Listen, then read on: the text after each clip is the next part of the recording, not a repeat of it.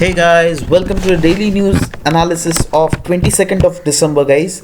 The very first news is about No India program. Now, No India program is mainly focused to guide non-resident Indian youth. All right, so they will be guided regarding the Indian culture and tradition, that how our Indian culture and tradition is, how the foundation of our this culture and tradition of India strong is, right? So the participants of Indian origin from different countries will come, like Fiji, Guyana, Malaysia, South Africa, Suriname, Trinidad, Tobago, etc. You can read all the countries from where the students are coming, and the main aim is to engaging and make these students and young professionals of Indian diaspora who are between the age group of 18 to 30 feel a sense of connect to their motherland. Also, this will motivate in inspiring them by transformational change taking place in India and giving them an exposure to various aspects of contemporary India's form of art, heritage, and culture, right? So, and this is being organized in Andhra Pradesh, so that's why this was the news, and I thought of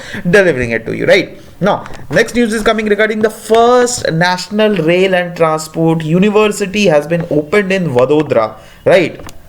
Now, guys, see, this is the first ever university of such kind which has been earlier proposed by Ministry of Railways, and recently Union Cabinet has approved their suggestions, right?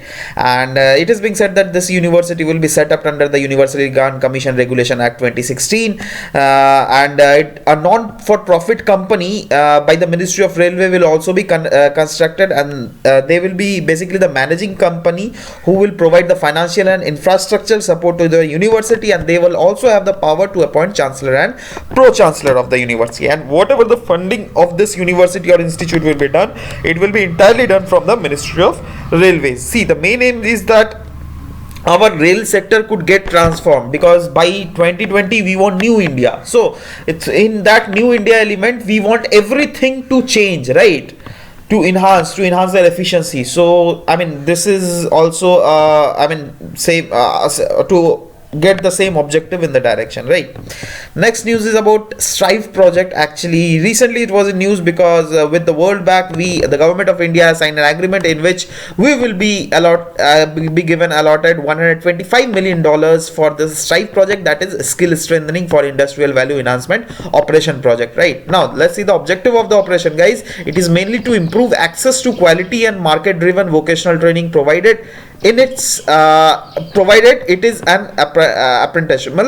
See, I was just reading through this article. I was thinking another thing, so actually I couldn't interpret this lesson. I mean this sentence correctly.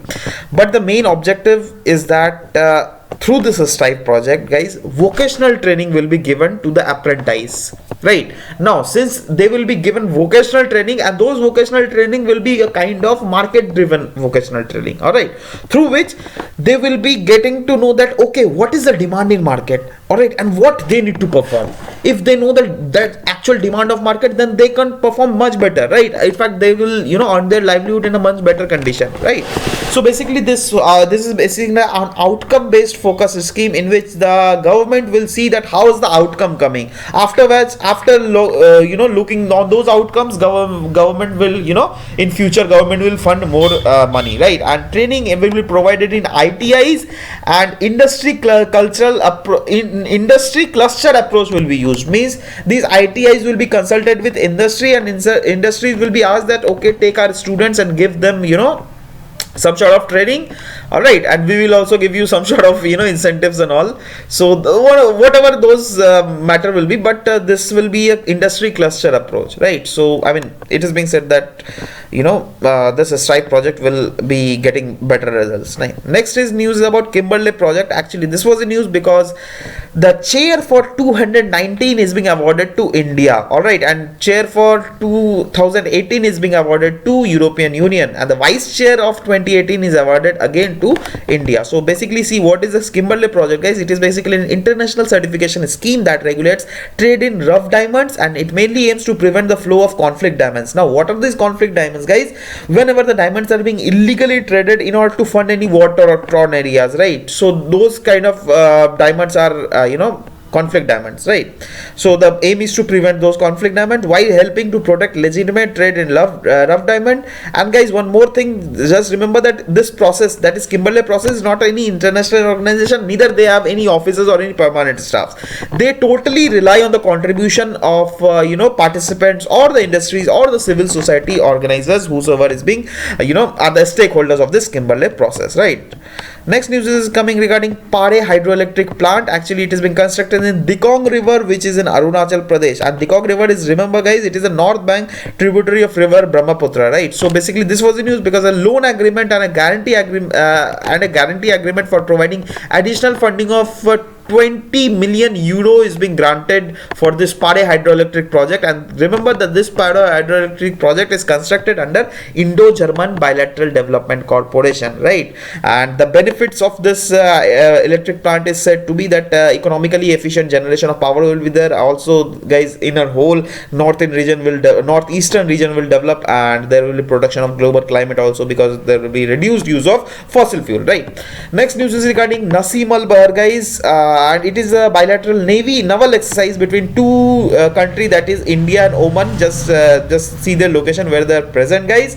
And it is all this Nasim Al Bahr exercise is also known as Sea Breeze exercise, and the first edition of it has been conducted in 1993. Means just calculate how many years are there. 24 years we are celebrating this year. I mean 2017 we are celebrating 24 years of this naval exercise, which is called Nasim Al Bahr. Just remember, right?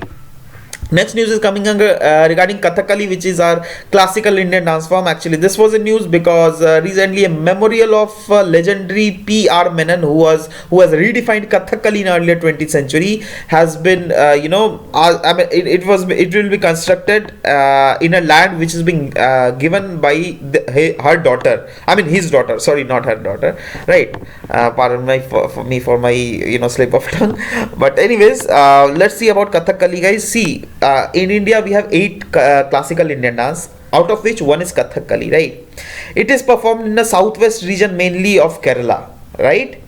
And in this, it is basically an art form which is being played through a story play, and which is being done in front of a lamp which is called Kalavilakku, right? This is a lamp in which this play is being continued throughout the night. All right, and in this elaborately colorful makeup is being put on, and costumes, face masks, and male actors, dancers wear. I mean, all these things are worn by male actors, and the theme of this Kathakali are folk mythologies, religious legendaries, and spiritual ideas from Hindu epics and Puranas.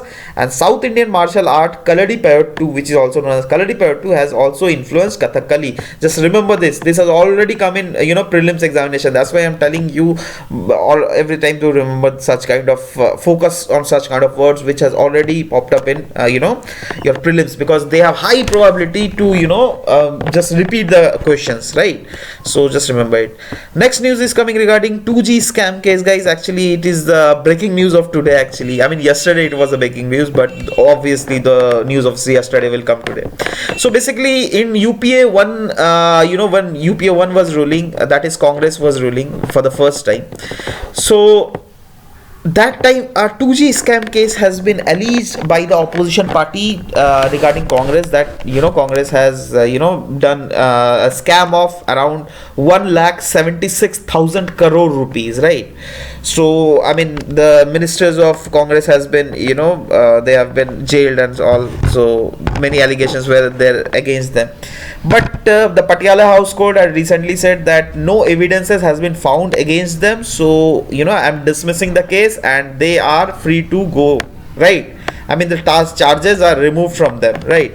So this is the 2G scam spectrum case. And now how did it happen, guys? I'm just giving you a whole gist. Actually now the system of allotting a spectrum is through online auctioning, right? But that time it was not through online auctioning. Means that time people used to take the offline method, in which the ministers, there were a high probability to I'll allocate this spectrum to you on behalf, I'll take some money from you, right? Means I'm getting bribed, right? So that's why it was being alleged against these ministers that they were bribed, and they have allotted spectrum to their known ones, right, at a cheaper cost, and on behalf of that they have taken money. So I mean this is now, as of now, this case has been dissolved, right? Next news is coming regarding wet grinders in Coimbatore. Now, why I'm dealing with this, because it is the geographical tag of Coimbatore, right? So just remember, that's why I've just said that, okay, since it is a geographical tag, so I should tell to you, so that if it might pop up in your paper, then you will at least tick that, okay, you'll know that yeah, Coimbatore ka geographical tag is this wet grinders, right? Next news is coming regarding rupee ends 5 paise higher at 64.06 against dollar. Means rupees value of rupee has raised against dollar. Means what are the what is the what is the impact of change of this monetary values in international market, in export and import? I'll just tell you that. Say for example, the rupee falls against dollar, then what will happen is that our export will increase, our import will decrease. I'll just give you an example. Say for example, a dollar consists of 60 rupee, and in 1 rupee you are getting 1 chocolates, right? 1 toffee in fact. So if US will import from India, then they will pay $1 and they'll take 60 rupee, right? Now if our rupee is devalued, means 60 rupee has increased to 65 rupees, means on $1 they will give 65 chocolates, means they will import more from us, right? Means our export has increased, and vice versa, our import has decreased, है ना? So this is the term of this is the relation between when currency raises against dollar, or it falls against dollar. So that type of analyzation you need to do yourself. Since you have read the economics part, so I believe that you know everything. Okay, next news is regarding lobbying intensifies for India's UNGA vote on Jerusalem. Guys, actually the thing is, when I was just making this video, so that time it was not sure whether India is voting or not, right? But now it is confirmed that India is voting for the Jerusalem cause, right? Means India is voting against Israel and US, in which they want Jerusalem to be declared as the capital of Israel, right? So India's position on Palestine, India has earlier said that India's position on Palestine is independent and consistent, and this cannot be shaped by the view of any third country. That has been said by our Ministry of External Affairs department, right? So anyways, just these are the two countries, guys. This is US, this is Israel, and the green one is Palestine, which is very tiny. It is not visible though, but still. And this is India, of course. So this is the news. Next news is regarding Srishti scheme, whose full form is Sustainable Rooftop Implementation of for Solar Transfiguration of India. Actually, it is done to accelerate the deployment of rooftop solar power in the country, and Ministry of New and Renewable Energy has prepared a concept note on Srishti basically. Now, through this basically, the ministry is implementing the grid connected solar rooftop program. Now, through grid connected, what will happen is, if you will just put your solar panels above your home, then through net metering it will be connected to grid. Now what will happen is, say for example, in a particular day you are producing much of electricity and you are not using that much. So what you can do is, you can sell that minimum amount to the grid, right? And on behalf, they will award you points in future. If you want to purchase more electricity, then you can use the you can utilize those points to harness those energies, right? Now government has set a target of reaching around 100 gigawatt of solar power installed capacity in the country by 2022. This is the aim of the government, which was written in an article, and I thought of explaining it to you because this kind of points might come in handy whenever you are writing your mains answer, right? Of which 40 gigawatt is targeted through solar rooftop, guys. Next news is coming regarding sexual harassment electronic box, that is SheBox. Actually, SheBox portal is being developed by Ministry of Women and Child Development, which is for the women working in basically the private and the government sector, because up till now there were many cases coming to the government that women are being harassed in the job where they are performing, whether it be private or government sector, right? So this is a SheBox portal is for women, through which they can make an online complaint if they at all are facing such kind of sexual harassment, right? So this is indeed a very good step. And you can also, if any lady students are watching that, then you can make avail of it if you are in future you are appointed in any officer or something like that, right? So guys, this was all about it. We'll meet in next class. Till then, bye bye, take care. And one more thing guys, just geography optional classes, I have uploaded a new session in an academy platform. So if you at all want to see it, I'm giving the link in the description. You can go, you can click on my profile, and all the courses whatever is being made by me, you will get it over there, right? So you just need to click those and you will be getting the benefit of those classes, right? And if at all your friends are also there, then please, I'm just requesting you that just share those links with your friends also. And if you are in any sort of a study group, all right, so you can share it over there also. Yeah, so bye bye guys, thank you for listening guys, thank you.